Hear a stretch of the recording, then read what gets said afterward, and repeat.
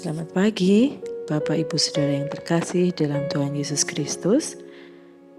Hari ini bertemu lagi dengan sapaan dan renungan pagi Senin 24 November tahun 2025 bersama dengan saya Novita Prabandari.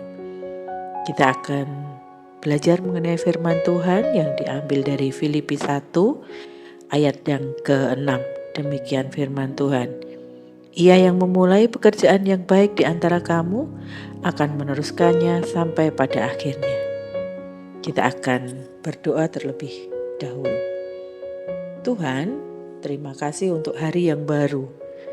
Buka hati kami untuk mendengar suara-Mu, bentuklah hidup kami melalui firman-Mu dan tuntun kami dalam perjalanan iman ini. Di dalam nama Tuhan Yesus kami sudah berdoa. Amin. Pagi ini kita ingin belajar tentang perjalanan iman, tentang bagaimana kita menerima diri kita apa adanya, siap dibentuk oleh Tuhan, dan tetap berharap kepadanya. Kita akan memakai kata faith sebagai panduan dalam renungan kita. Fearness, acceptance, inner strength, trust, dan hope. Yang pertama, kita akan mengenal fearness atau rasa takut. Bapak Ibu Saudara, setiap kita pasti pernah merasa takut. Takut gagal, takut tidak cukup baik, takut mengecewakan orang lain, atau bahkan kita takut mengecewakan diri kita sendiri. Tetapi perlu kita tahu bahwa takut itu bukan kelemahan.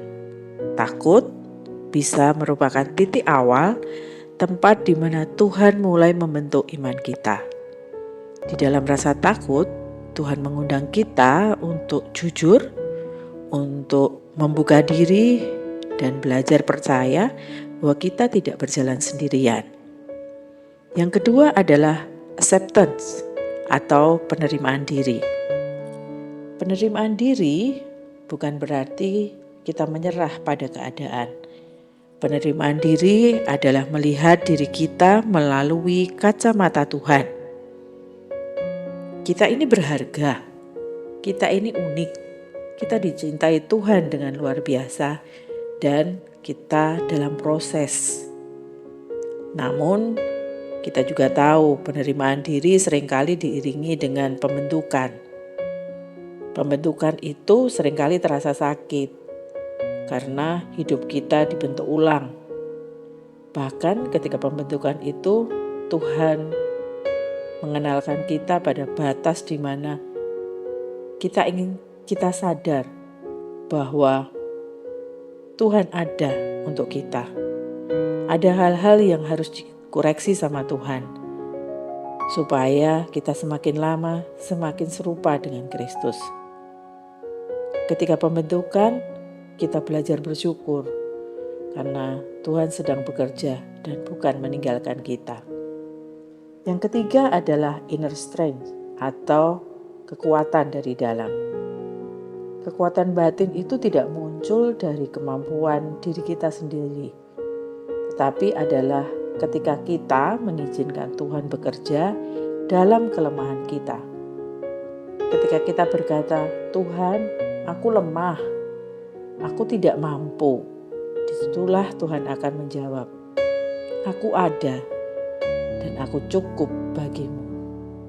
Kekuatan sejati bukan tentang suara yang keras, tetapi hati yang tenang karena tahu bahwa Tuhan selalu menopang.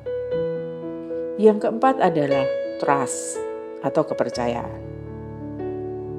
Percaya berarti melangkah meski belum tahu ujungnya. Bisa jadi terasa gelap. Percaya berarti menerima bahwa kita tidak selalu mengerti proses Tuhan. Percaya berarti yakin bahwa Dia tidak berhenti pada kita. Kita tidak sedang dalam perjalanan cerita yang kosong. Kita sedang berjalan dalam cerita Tuhan sendiri. Karena kita tahu kita hanya bagian kecil dari cerita Tuhan. Yang terakhir adalah hope atau pengharapan. Pengharapan selalu akan menolong kita melihat bahwa proses ini bukan akhir. Pengharapan menguatkan kita untuk terus maju. Pengharapan mengingatkan kita bahwa setiap langkah, setiap air mata, setiap pembentukan, setiap proses yang Tuhan izinkan itu semuanya ada dalam kendali Tuhan. Bapak, Ibu, Saudara yang terkasih, faith adalah perjalanan. Perjalanan dari takut menjadi percaya. Dari ragu menerima diri menjadi pribadi yang bersyukur karena sedang dibentuk. Perjalanan dari merasa lemah menjadi kuat dalam kasih karunia. Tuhan belum selesai dengan hidup kita. Dia sedang bekerja. Kita akan yakin dan selalu meyakininya bahwa Tuhan akan menyelesaikannya. Mari kita berdoa. Tuhan, terima kasih untuk firman-Mu. Ajarlah kami untuk percaya. Ajarlah kami untuk menerima diri kami dan tetap berharap kepadamu. Bentuklah hidup kami Tuhan seturut kehendak-Mu. Dan pakailah kami menjadi alat kasih-Mu. Dalam nama Tuhan Yesus, kami sudah berdoa. Amin.